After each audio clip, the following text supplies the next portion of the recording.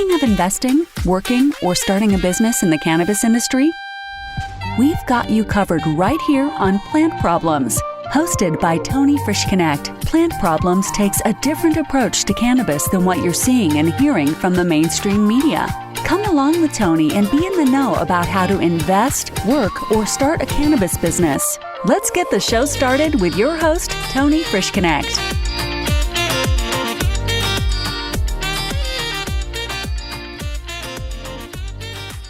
Hey everyone, and welcome back to Plant Problems. I'm your host, Tony Frischknecht, and I am bringing somebody back here. We spoke just about a little over a year ago now is when her episode came out, and there was quite a shift that was happening.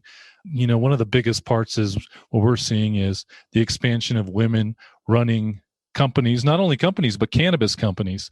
So I brought this person on because she is moving. She has a lot of stuff that's happening in her world right now, but also we're going to bring some new things that we'll catch up on and also new things that they're working on. And as business evolves in cannabis, I talk to everybody about how, and I actually talked to her about this, how in dog years, cannabis, 1 year goes by, it's like 5 to 7 years. So who I have today, she's rare. She's a second generation cannabis executive.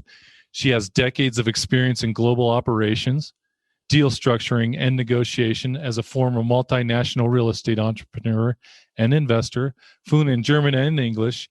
Jamie is responsible for Bhang's capital market initiatives, national and international expansion, and overall corporate management. She leads the company's diverse executive team in the development and execution of Bhang's strategic plan. Please help me welcome President and CEO Jamie L. Pearson. Jamie, thanks so much for being on the show today. How are you? I'm great. Thanks for having me. Absolutely. So, having me back. Yeah. Well, I love following what, people are doing, especially with Bhang. You guys have been around for over a decade now, and you've been working with them for a little while. I mean, for a small portion of that, but you're also seeing some massive changes. And, especially with the opening of Mexico, nationalizing, legalization, Canada, we were talking about that in our last episode last year. So what's moving your focus? Like, what are you focused in on right now? I know as a CEO, you've got a lot of things happening, but where are you looking at right now for Bhang, and what's your focus? I get asked that question a lot. And as you mentioned, there are things happening in the world of cannabis that are really exciting, like Mexico announcing legalization. I think that's going to be a huge market. And we've got our founder and former CEO, Scott Van Rixel's doing some work down there. We are really excited about the Northeast. New York just legalized. And I think that's going to be really a game changer. I think the legalization of cannabis recreationally in New York is going to be the first domino that falls in what I expect will be the race to national legalization. So I have my eye to New York, and I am actually meeting with Senator Dianne Savino next week. I'm slated to meet with Kirsten Gillibrand and really looking at doing some work in the area of developing policy as a thought leader and as a female leader in cannabis. So, I'm definitely putting my time in, so to speak, with the people that are making policy, because I think that we've got a history now of things that were done right and things that were done wrong, and a lot of lessons that we can learn from that. So one of the things that I'm working on is sort of putting my time where it may not necessarily be moving Bhang specifically forward, but it allows Bhang to move forward very quickly when the legislative landscape is set correctly, because those legislative hurdles stop us from making progress. So when I realize I can't have it both ways, I can't complain about how wrong they're getting it and then not use, my knowledge and my position to help them get it right. So I've decided and made a commitment that I'll get more involved in that area of the world. And so that's one of the things that I'm doing. Yeah, those are major points, especially engaging your company and creating that landscape for them to launch off and be successful, right?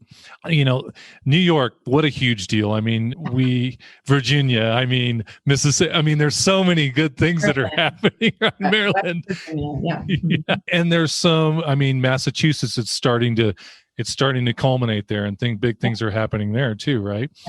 Yes. So with Bhang, when you're going in, because you guys being an edibles company, what is your strategy going into a place like New York? Are you trying to just solely work on edibles for the big players that are there, or how does that work? How do you get into that market? Well, so I'll back up. A couple of years ago, we signed a deal with Trulieve in Florida, and might have been 3 years ago, actually. And then it took Florida until end of last year to actually get edibles legal, because there was, you weren't able to buy them in Florida until last year. Mm-hmm. So we had a contract in place, and we were just patiently waiting for the right to manufacture and sell our products in the state of Florida. So in the meantime, Trulieve made an expansion into Massachusetts, and we're expanding with them into Massachusetts and Pennsylvania. And, we have some other states on the docket that we're in discussions with them about. But Pennsylvania, for example, doesn't have edibles. So I'm learning from that, where I think, okay, great. We know that New York is legal now. I would like to see Trulieve enter the New York market. I'm sure they would like to be there as well. So I have connections in that state, both in the political sphere, in the legacy market, and in the legal market. There's an organization run by the Peckham sisters in New York, and they were one of the first Peckham sisters and their mother, actually. So we just have all three of those bases covered in New York. And so I'm in talks with Trulieve, like, hey, how can I help you come into that scene? But I don't have a bird's eye view or an insider's view into how they enter markets, because they hold all that very close to the best, as they should. I've just availed myself to them as a resource, and I'm making some connections for them where I can, because Bhang does better if they do better. If they can bring us into the state, my shareholders win. So those are the things that I'm doing, is looking at that market as an obvious no-brainer. We need to be there. And so what is the easiest way for us to get there? Because we've already got a great partnership with that company, and they're going to go in and kill the game. So that's who I want to be with. Yeah, they're one of the top 3 MSOs right now, and they pretty much are controlling Florida. Right. And so they're looking to expand. In talking to the Etain group, the Peckham family that got into New York when there were only 5 licenses granted, that gave me a big insight into how New York really functions. But I think it's a different game now. I mean, obviously it's a different game. So there's an organization, lifestyle brand called the Happy Monkey that's in New York. And, everybody in the industry knows about them. And they just threw a 420 launch party on Wall Street. And it's just such an amazing change to go from prohibition to legalization and to be part of that. It's crazy. Yeah, now we're getting entrenched into Wall Street.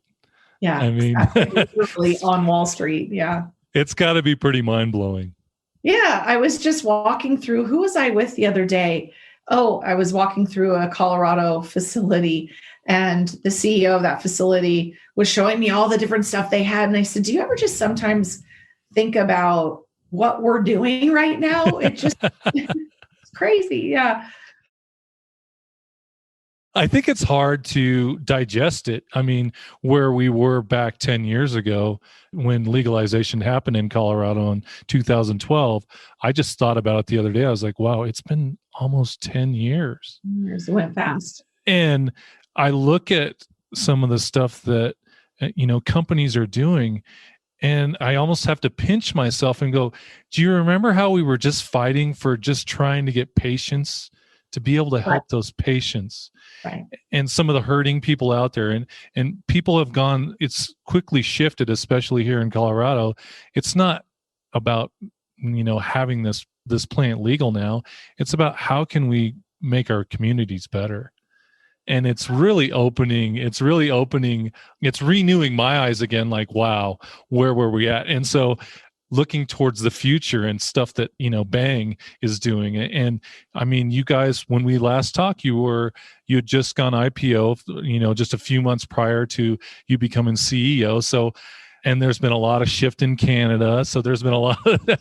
So we were on a national scale. Now let's talk a little bit about international. What's Canada and Mexico? Pick which one you want to start with. I don't think it matters. Well, I can start in Canada. We're 3 of the top 10 SKUs in Canada. And for the first probably 6 months of operation in Canada, we were number 1 and 2, not just chocolate, but of edibles. And so we're still, I believe that we were the number 2 edible in Manitoba last month. So we're definitely having and really enjoying success in Canada. And so we're selling a lot of chocolate. That's great. That's great. In Canada, which is really, really, really gratifying to be, 10 years later, to be not only still relevant, but leading the charge. And right now we're doing a bunch of product innovation. We are working with one of the top 10 product innovation firms in the country.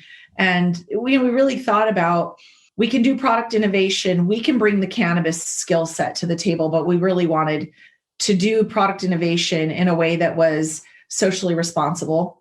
And so we're doing our product innovation with an eye to both the environment, but also what I think one of the most important things that happened during this year of COVID of 2020 was that the world watched George Floyd be killed by a police officer. And even though the whole world has seen that we have a problem in this country with racism, I think the interesting thing that happened with that is that we had an alignment finally of people really understanding that cannabis companies are making millions and millions of dollars every year, and we still have 30,000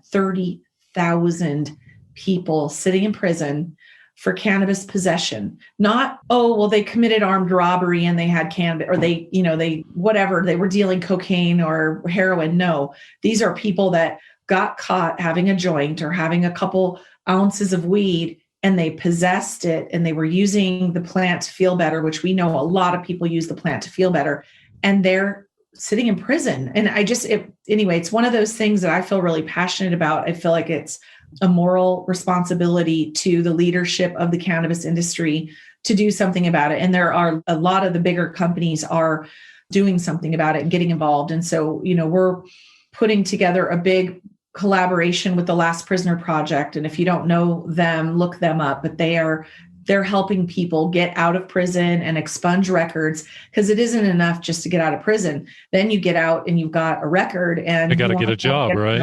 Yeah, exactly. So Last Prisoner Project, there's a number of agencies out there doing great work in that area of social justice and in prison reform. And that's an area that we feel really strongly about, because look, we can jump on the Save the Panda bandwagon. We can jump on, there's so much need out in the world, but the one that really relates to cannabis has to do with the way that police have systematically targeted Black and brown people. We know that they are, the statistics astronomical, I don't want to get the statistic wrong, but 30 to 40% more likely to be pulled over and have the police say, I smelled something or whatever it is.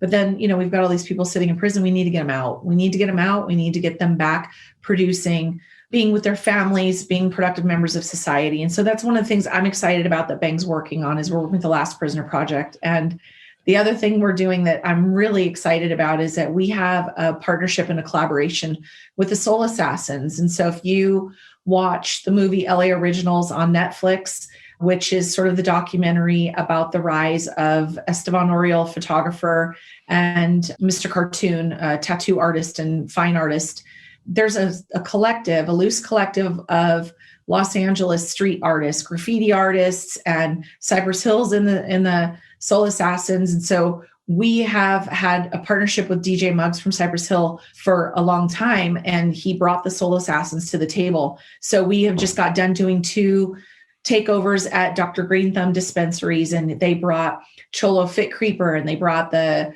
Lowriders and the LA Originals taco truck. And so we're doing this collaboration with the Soul Assassins really as a concerted effort to give back to the bud tenders. because we see the bud tenders both as frontline workers in the COVID situation, because the reality is cannabis was deemed essential, and rightly so, because imagine if all of the people who use cannabis, and cannabis has been legal in California for over 2 decades, if those people who use cannabis for sleep and pain and anxiety and depression started going to the physicians and the hospitals and the emergency rooms, we already had a tax on all of those systems, those medical systems. We did not need drug seekers going into the medical system when there was already this pressure from COVID. So deeming cannabis essential both kept people working, kept people with their plant medicine. And we see the bud tenders really as having been frontline workers in a really legitimate way. And so we want to give back to them. And so the Soul Assassins collaboration was something that we did together with Muggs about how do we love up on those bud tenders who are out there knowing more about, cannabinoids and cannabinoid therapy, and just really recognizing that, man, they have a hard job. People walk in and go, what's good? And you want to give them good advice, because if they run off and have a bad experience, they won't come back. So, there's a lot of great dispensaries out there with amazing training programs. And, we just found that collaboration with the Soul Assassins was a way for us to give back to the bud tenders. Our brand is definitely, beloved and OG, but what we're known for is having accurate dosing end to end. Every bar, whether you eat this segment or that segment, you're going to get an accurate dose. And we were really the only company, we're still one of the only companies that gets that right, where if you really want to know exactly what is going to happen to you, it's really hard to accurately dose when you're smoking a joint or you're smoking out of a pipe or even a vape pen to know how big that hit was or how much THC you're ingesting. But with a perfectly dosed square of chocolate, you can get it right every single time. And so we've had that advantage. And not to mention the fact that our chocolate tastes like chocolate and not like weed or chocolate, right? There are a lot of companies that we compete with, just, there are great cannabis companies out there making great edibles. But I will tell you, not just being biased, but being knowledgeable, Bhang has the best products in the market.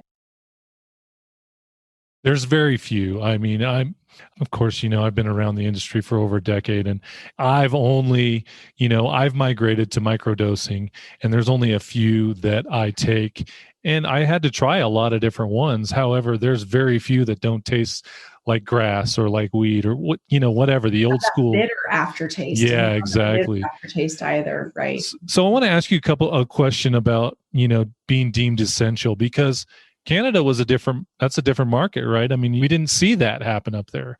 So what were the different challenges that you saw that happening in Canada and didn't happen in the US with your product? Well, actually, Canada did very similar legislation, and it was province to province for a while, but, the cannabis industry stayed open there as well. Mm-hmm. So, Massachusetts shut it down, Nevada shut it down for a while, but, eventually everyone went to curbside, which was something. But when you're used to seeing 700 patients a day in a store, or 1,000 patients a day in a store, to go to curbside delivery only, not every dispensary had a place where a car could pull up and deliver at the curb. So it gave dispensaries a lot of challenges. And while cannabis sales increased and edible sales really increased, I think there was this reluctance to smoke, because COVID's hitting people in the lungs, obviously. Yeah. So we saw edibles increasing quite a bit, but the ability to provide cannabis to consumers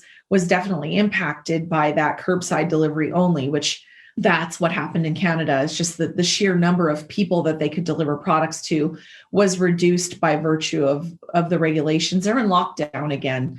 They've had a rough go. They're a lot harder than we've had it. I feel so bad for them. Yeah, me too. I've got some friends up there, so I know how it's. So with that said, you were also, Canada had just brought on edibles. Yeah, right. Exactly. Not very long ago. So all of a sudden, then you have to hit this brakes again. But for those of Canada in about February, at the end of January, the very last couple of days of January. So basically February, and then March is when COVID hit. So yeah, we're looking forward to some normalcy. I'm hoping the Canadians will get their vaccination shit together, because it'll be great. Yeah, back in the world. Exactly, exactly. So, I know we talked too, you were very involved in mentorship and you had talked with, you were helping whoever you could. Of course, you had to be choosy with your time because you're very busy. But so has that progressed at all? Do you have any new things happening there? I have a few people that I'm still mentoring, definitely. And I'm a big believer, you've probably heard this, that you should have a mentor, you should have a peer, and you should have somebody that you're mentoring. And what I find is that the people that I mentor, I learn a lot from, because it's hard to look at the industry through the eyes of a new person again, because I think sometimes the experience becomes a roadblock of sorts, because you automatically don't think outside the box the way you do when you have no choice, because you don't know what the box is when you're brand new. Mm-hmm. So a lot of times my mentees help me keep my perspective fresh. And I think that what happens is when you're really involved in an industry, you start finding these normative sources of information. Oh, well, all the CEOs go to this place, all the CEOs go here, all the women that I know do this, do that. The new people come to me and they bring me these new ideas. And so the mentoring really ends up making me better, is what I'm finding. Yeah, I've noticed a couple of things just in, what you're picking up from them at the time. You're like, I know I've said this a lot, but now that I hear that person speak it back to me, I'm like, it actually makes a lot more sense. I should probably pay attention to what I'm saying, right? What I'm preaching. Yeah. And it's funny when you get in those circumstances, you're like, well, had you never done that, right, would you really notice it? Or would it be something that you would pay attention to? Yeah, for sure. And so what just happened Sunday of this week, one of the people that I have mentored for many years just built a house and is moving, and we had a big going away party. It's so gratifying to see the people that you work with win. And yeah, and he's winning like in a major way. So it's really, really cool. And when I showed up, he cried. He's like, "Oh, I mean so much that you came." And he's like, "Everybody, this is why this is happening," and it was just so cool. Like, it was really a great feeling. Yeah. And it wasn't for your ego. It was for, really bringing somebody up, right? Yeah, for sure. He asked me if I would help him, and I said yes. And, not every mentor-mentee relationship works out, because the one thing, when people ask me, will I mentor them? One of my responses has to do with, well, what are you going to provide? Because there has to be a give and a take, because I can't just give. So one of the things that you can offer me is time, research or whatever. What is it that you're going to provide me? And a lot of times they don't come at you with a thought process around that, but then they come back and they say, okay, I'll tell you what, if you're at my beck and call and I can call you and you can answer questions for me, or we can meet once a week, here's what I'll do for you. And when you have a mentee that really understands that by giving me something of their time, it allows me the time to carve out time for them. That give and take it's a beautiful thing. And so, I'm not looking at it like, oh, what are you going to do for me? But really what I'm looking at it like is, one of the things I want to teach you when I'm mentoring you is that you've got to be respectful of everybody's time. So if you're going to, show up to a meeting, you need to come prepared, you need to be on time, you need to have your ducks in a row, have your technology ready. And it's sort of the training of the, basic soft skills, professionalism, things like that. And I think a lot of times the mentees, they just want you to spoon feed them a deal. And what they don't realize is the key to my success hasn't been just that deals fall in my lap. It's deals fall in my lap because people know that I'm going to handle them with respect, and that I'm going to be trustworthy, and that I'm going to honor their wishes. And so all those things are soft skills that people have to pay attention to. They matter. How often when you talk to a mentee about, the basis, like this is what I expect to be professional and actual growth, how often do you just don't see them again? A lot. Does it make you sad, or is it just, that's kind of the way it is? They're just not in that place yet. They want a mentor. They think they want to do something, but they don't really know what they want. But that's more common than the ones that dive in and are gung-ho. Definitely more common. So you think 1 out of 10 might take you up on it, or more than that? No, it's a low number. Yeah, Yeah. it's 1% for sure. Yeah. There's very few, but believe me, I get hit up enough that's enough. It works out great. And so there's that weeding out, pun intended, Mhm. of the people that will become a bottomless pit of need. If I'm going to, it's one thing if you give someone advice and they don't take it, you don't have to do what I tell you to do. But after a while, then you have to start wondering, well, what are you doing here? Yeah. You know? Yeah, exactly. Yeah, it's like, well, you're wasting your time and my time now because you're not really taking any of this advice. Right. And I'm really upfront where I'll say, I think in this case, whatever question they're asking me, if I really don't know the answer or if I really don't know what they should be doing, I'm going to say, why don't we muddle through this one together because I don't know. But if there's a definite, yeah, you shouldn't be doing that, and I'll tell you why, and they do it anyway because they think they know better, and then the consequence happens, a lot of times I'll allow that logical consequence of a bad decision is more instructive than me saying to them, it's like, don't put your hand on that hot stove. Yeah. Well, it's more instructive to put your hand on the hot stove. You'll never do that again. So I really believe in that, in the logical consequences of people's decisions. But, anyway, we're digressing into the esoteric nature of mentor-mentee relationships. But I do believe that they benefit me more than I benefit them. So with that said, over the last year of, being president of Bhang, how much have you tapped into your mentors? A ton. Yeah. So the mentor that I have 2 mentors right now. Well, okay. I have 3 things I want to talk about. So Okay. one of Bhang's co-founders is a guy by the name of Richard Sellers. And he was my very first cannabis mentor, and he knows everybody in the industry and everything about the industry. And he's an absolute expert and a kind and generous and level-headed person. And really, I give him a lot of credit for me being where I'm at today. And so we don't talk to each other very much anymore, but when I really have something that's going on that's heavy, he's my go-to guy. Mm-hmm. And then a year ago, our largest investor put a man on our board by the name of Graham Simmons. He's a Canadian. He's the CEO of some public companies. He's been the public company CEO since he was in his 20s. So he's got 25 years of experience in capital markets. He and Richard are very similar. He's very level-headed. He's a strategic thinker. He's always looking for a win-win solution. And when I took over at Bhang, Graham came in and said to me, essentially, he's a big Denver Broncos fan, so he's always using football metaphors.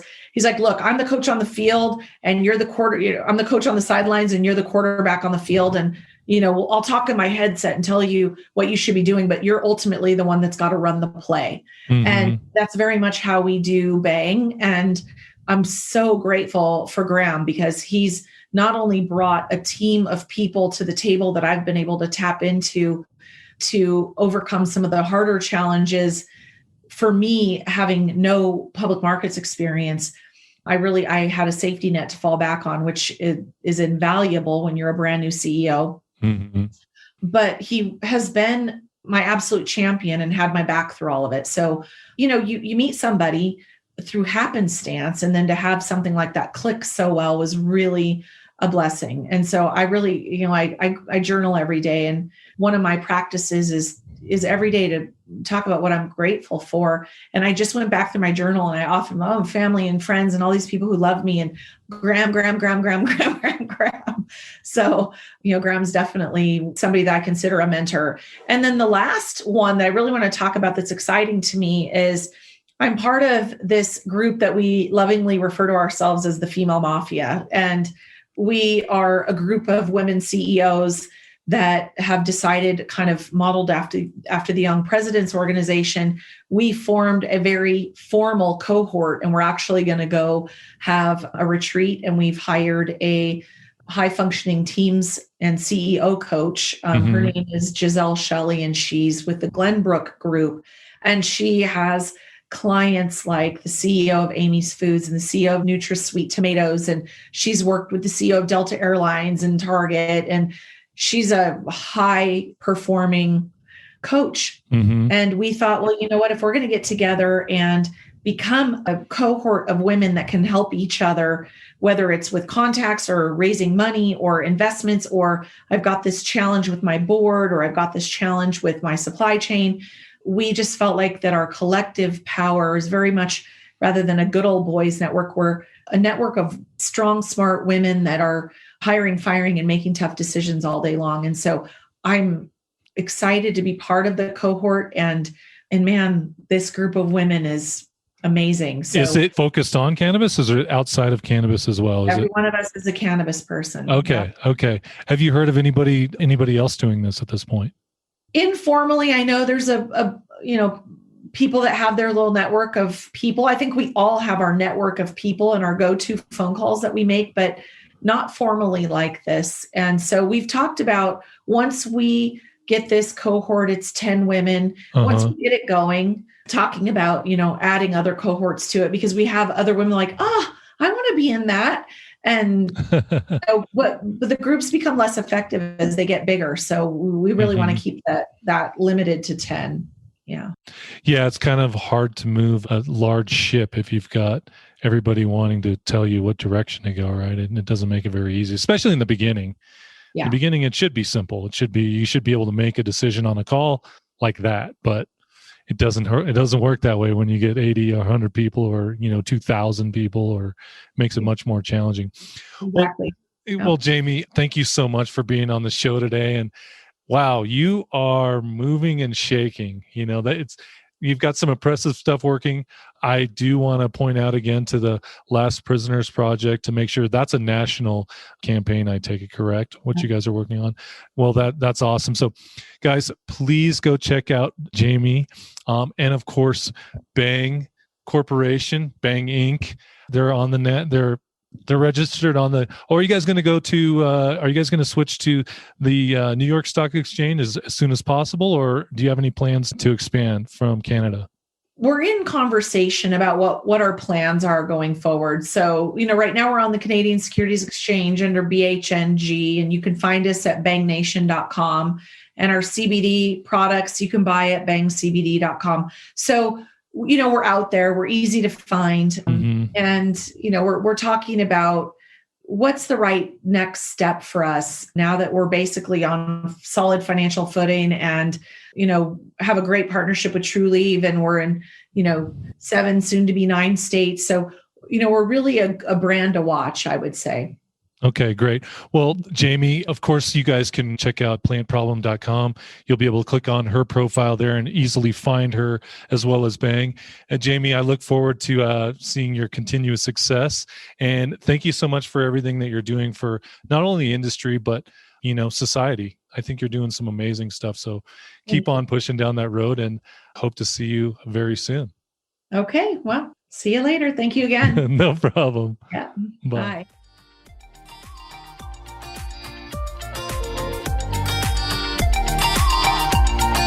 You've just listened to another insightful episode of Plant Problems. If you like what you heard so far, don't forget to tell your friends and colleagues. For additional resources or to leave a review, head over to plantproblem.com. Join us again next week on Plant Problems with Tony Frischknecht. We look forward to having conversations with you as we go along this journey.